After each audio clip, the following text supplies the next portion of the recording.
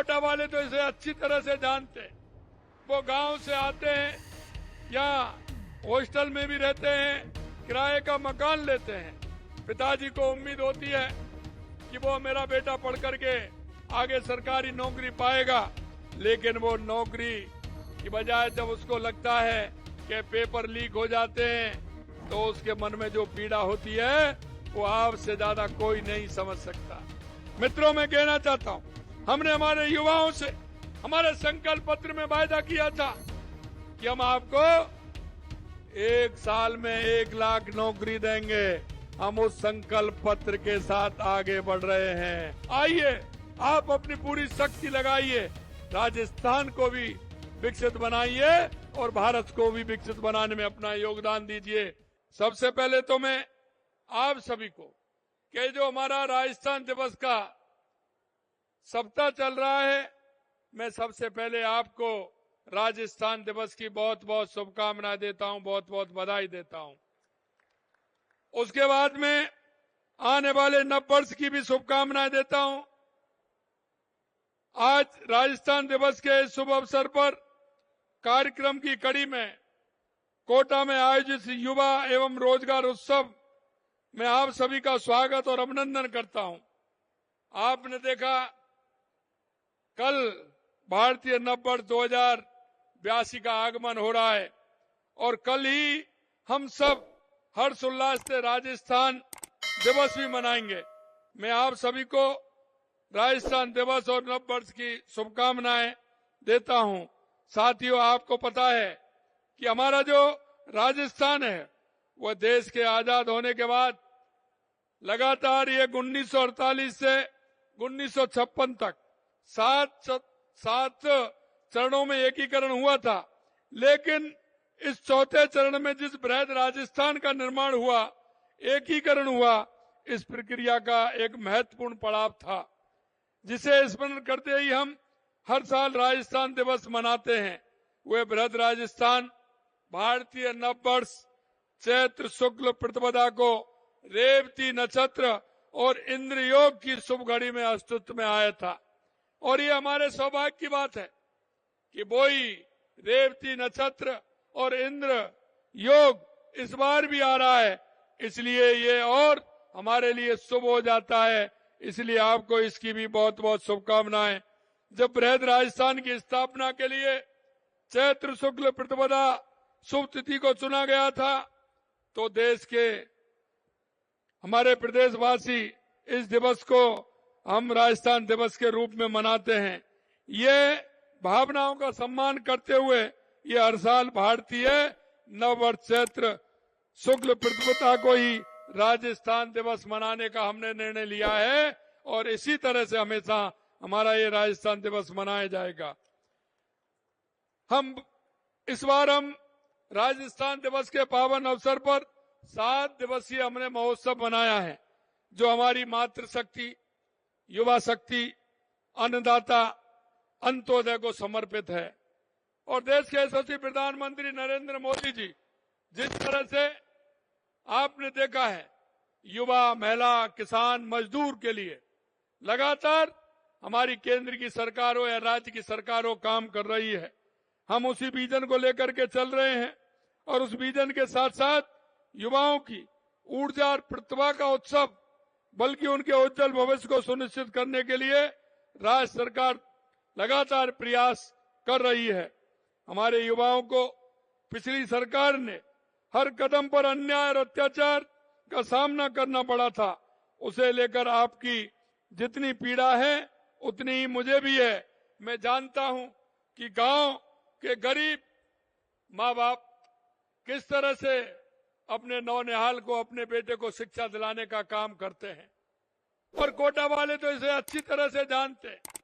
वो गांव से आते हैं या हॉस्टल में भी रहते हैं, किराए का मकान लेते हैं। पिताजी को उम्मीद होती है कि वो मेरा बेटा पढ़ करके आगे सरकारी नौकरी पाएगा, लेकिन वो नौकरी की बजाय जब उसको लगता है कि पेपर लीक हो जाते हैं तो उसके मन में जो पीड़ा होती है वो आपसे ज्यादा कोई नहीं समझ सकता। मित्रों, मैं कहना चाहता हूं, हमने हमारे युवाओं से हमारे संकल्प पत्र में वायदा किया था कि हम आपको 1 साल में 1 लाख नौकरी देंगे। हम उस संकल्प पत्र के साथ आगे बढ़ रहे हैं। हमने कहा एक भी पेपर लीक नहीं होगा।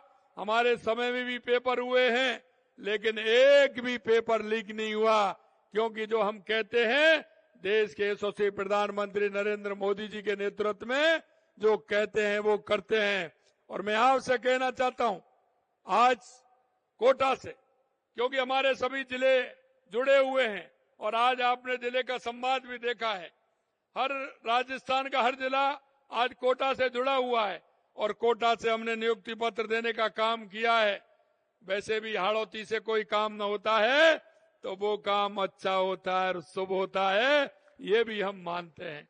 ये मथुराधीश जी की नगरी है, आपने देखा है मथुराधीश जी की नगरी है और हमारा कृष्ण गमन पथ भी कोटा होकर के जाता है।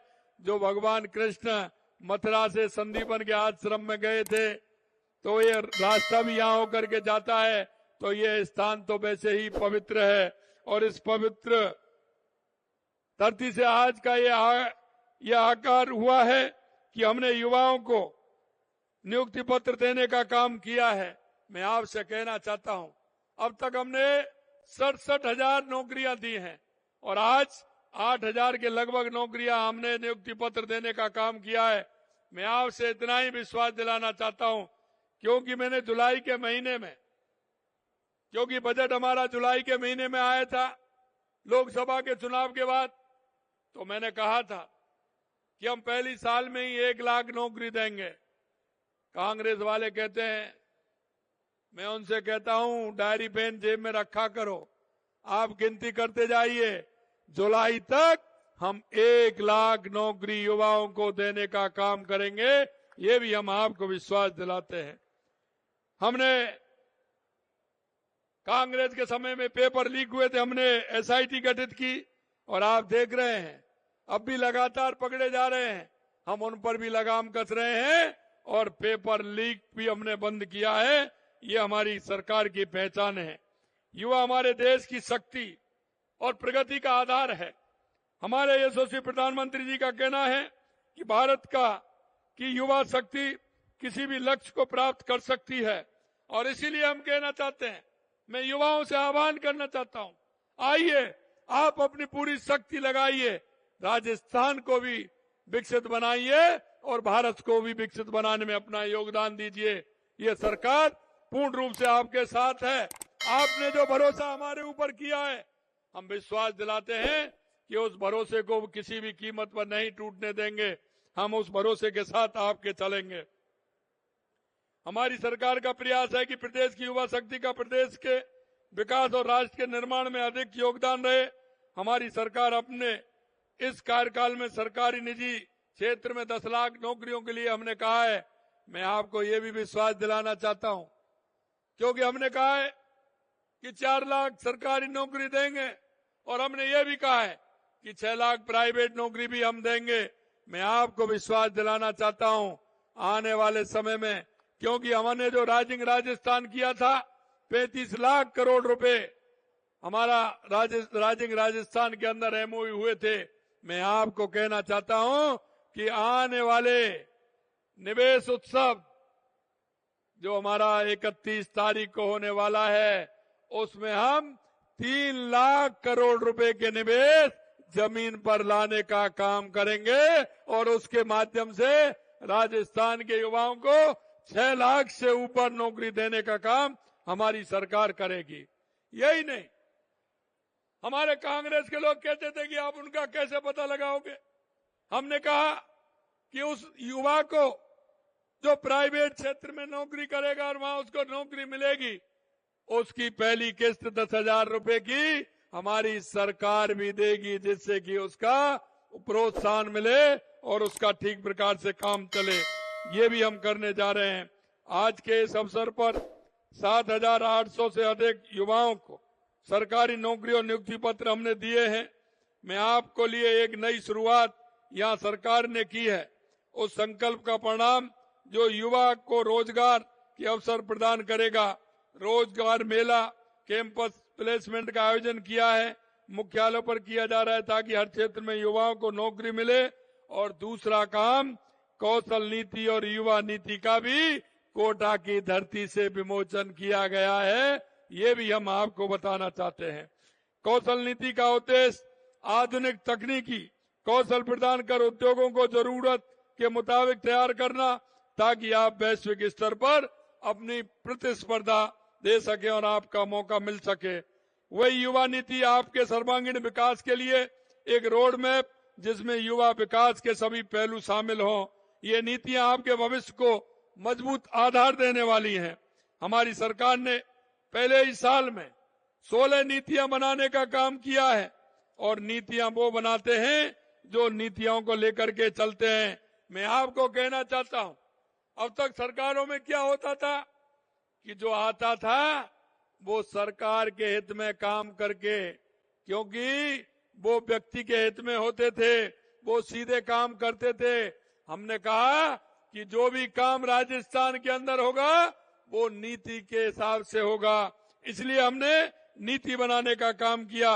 राजस्थान निवेश प्रोत्साहन नीति, राजस्थान नवीन खनिज नीति, राजस्थान एमसेंड नीति, एकीकृत क्लस्टर विकास योजना, राजस्थान निर्यात प्रोत्साहन नीति, राजस्थान एक जिला एक उत्पादन नीति, राजस्थान सूक्ष्म लघु एवं मध्यम उद्यम नीति, राजस्थान पर्यटन नीति, राजस्थान एकीकृत स्वच्छ ऊर्जा नीति, Rajasthan data centre policy, Rajasthan logistic policy नीति, राजस्थान टेक्सटाइल एवं अपैरल पॉलिसी, राजस्थान युवा नीति, स्किल नीति, दिव्यांग समान अवसर नीति। ये हम नीति बना करके काम कर रहे हैं, जिससे कि देश के यशस्वी प्रधानमंत्री नरेंद्र मोदी जी जिस गरीब कल्याण की बात करते हैं। मित्रों, मैं कहना चाहता हूं, हमेशा इस कांग्रेस के लोगों ने गरीब की बात की, गरीबी हटाओ का नारा दिया, लेकिन कभी इनका गरीब से संपर्क नहीं रहा। अगर गरीब का संपर्क रहा तो देश के यशस्वी प्रधानमंत्री नरेंद्र मोदी जी ने 2014 के बाद गरीब की परिभाषा को बदलने के काम किया। गरीब कल्याण की योजनाओं के माध्यम से गांव गरीब को लेकर के उन्होंने जिस तरह से काम किया है, आज योजनाएं धरातल पर दिखने लगी हैं। मैं आपसे यही कहना चाहता हूं, हमारे मनीषी पंडित दीनदयाल उपाध्याय जी के अंत्योदय, बाबा साहब भीमराव अंबेडकर जी के अंत्योदय को लेकर के हमारी सरकार चल रही है। हम अंतिम पंक्ति में खड़ा हुआ व्यक्ति जिसको आवश्यकता है, हमारी सरकार उसके लिए काम कर रही है, इसलिए हम नीति बना करके काम कर रहे हैं। हमारी ये 16 नीतियां हमने जो बनाई हैं, इसी तरह से खेल और खेल शिक्षा में उत्कृष्ट योगदान के लिए द्रोणाचार्य अवार्ड प्राप्त करने वाले खेल गुरुओं को सम्मानित करने के लिए भूमि आवंटन हेतु दिशा निर्देश भी जारी किए गए हैं। आज जिस तरह से रन फॉर फिट राजस्थान दौड़ आज सभी जिलों में हुई है, इसीलिए क्योंकि हमारे युवा सशक्त होगा तो निश्चित रूप से हमारा प्रदेश सशक्त होगा। हमारी सरकार निजी क्षेत्र में भी रोजगार को बढ़ावा देने के लिए प्रतिबद्ध है।